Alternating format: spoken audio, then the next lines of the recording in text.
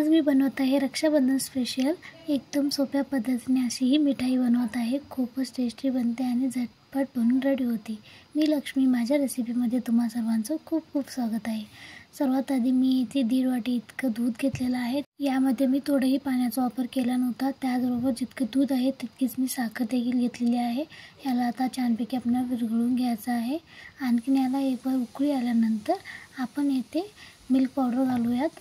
Milk powder पण त्याच क्वांटिटीमध्ये घ्यायचं आहे। 1.5 कप दूध घेतलं होतं, त्यामुळे येथे 1.5 कप इतका मी दूध पावडर घेतलेला आहे। आता याला छानपैकी आपल्याला गोठळे होऊन द्यायचे नाही आहेत। आपल्याला सतत फिरवावे लागणार, जसं आपण पिठलं बनवतो त्याच प्रकारे यामध्ये थोडेसे गोळे बनवून द्यायचे नाहीत। गोळे बनले तर आपली मिठाई छान होणार नाही, थोडीशी मेहनत येथे लागणार आहे। त्याचबरोबर इथे आपल्याला याला एकदम सॉफ्ट बनेपर्यंत आपल्याला असं सतत फिरवत राहायचं आहे। आणखीन तुम्ही माझ्या चॅनलला लाईक केला नसेल तर लाईक करा। त्याचबरोबर चॅनलवरती नवीन असाल तर सबस्क्राईब देखील करा आणि माझी रेसिपी कशी वाटली कमेंट्समध्ये नक्की सांगा। आता आपल्याला याला सतत असेच फिरवून घ्यायचं आहे। आता हे छानपैकी आटून झाल्यानंतर लगेच आपल्याला याचे पेढे देखील बनवता येतात। तुम्हाला कोणत्या आकाराचे पेढे बनवायचे तुम्ही बनवू शकता। मी इथे राऊंड आकारात बनवलेले आहे। आता मी इथे 2 चम्मच इतकं तूप घालत आहे। तूप घातल्यानंतर याला छानपैकी फिरवून घ्यायचं आहे। आपल्याला तूप घातल्याने खाली चिकटणार नाही, त्यामुळे मी इथे तूप घातलं, तुम्ही नाही वापरलात तरीही चालेल। आणि आपण इथे नॉनस्टिक कढई वापरली तरी खूप छान आहे, कारण की याला लवकर चिकटत नाही। जर आपण लोखंडी कढई किंवा जर्मलची वापरलात ना तर याला बुडाला चिकटेलपण आणि करपवू शकतो। त्यामुळे जर तुम्ही ट्राय करा की नॉनस्टिक कढईच वापरायची। नाही असेल तर आपण जर्मलच्या कढईमध्ये बनवू शकतो, पण असेल तर नक्की यामध्येच बनवा। आता याला छानपैकी बघू शकता तुम्ही थोडं थोडं आटत आलेलं आहे।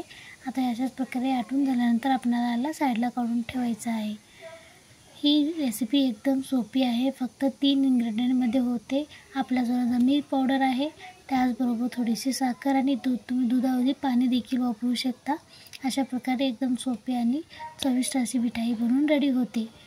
आता ते छानपैकी आटून झालेलं आहे, तुम्ही बघू शकता इथे। आता याला गॅस बंद करून आपण साईडला काढून ठेवूयात।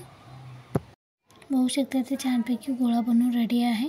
आता मी एका प्लेटामध्ये थोडंसं तूप लावून यावरती घालून घेत आहे। तर सर्व अशाच प्रकारे काढून घेऊन याला आपण थोडंसं थंड होईपर्यंत ठेवायचं आहे आणि मस्तपैकी थोडं हातानं मळल्यासारखं करून गोल गोल आपल्याला पेढे बनवून घ्यायचे आहेत। तुम्ही वाटलं तर दुसरा आकारही देऊ शकता। तर मग कशी वाटली रेसिपी नक्की कमेंट्समध्ये सांगा।